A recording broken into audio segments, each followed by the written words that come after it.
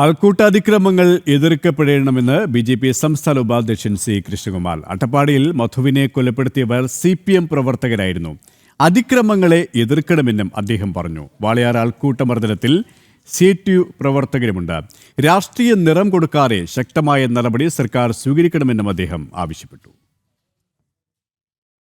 ആക്രമണ സംഭവങ്ങൾ ആര് നടത്തിയാലും അത് എതിർക്കപ്പെടേണ്ടതാണ്.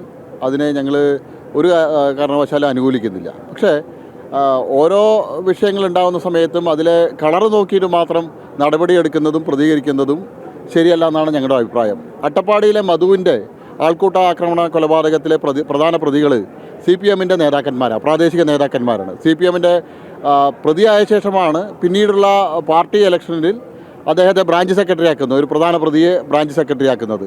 മലപ്പുറത്ത് മാഞ്ചിയുടെ കൊലപാതകമുണ്ടായി. അതുപോലെ തന്നെ നിരവധി ഇത്തരത്തിലുള്ള സംഭവങ്ങൾ ഉണ്ടാകുന്ന സമയത്ത് അതിലെ രാഷ്ട്രീയം നോക്കിയിട്ടല്ല അതിനെ എതിർക്കേണ്ടത്, ഏതെങ്കിലും കളർ നോക്കിയിട്ടല്ല അതിനെ എതിർക്കേണ്ടത്. മറിച്ച് ഇത്തരത്തിലുള്ള ആക്രമണങ്ങൾ ആരുടെ ഭാഗത്തുണ്ടായാലും അതിനെ ശക്തമായിട്ട് നിയമപരമായിട്ട് നേരിടാനും അവർക്ക് പരമാവധി ശിക്ഷ വാങ്ങിക്കൊടുക്കാനുള്ള നടപടികളാണ് സ്വീകരിക്കേണ്ടത്.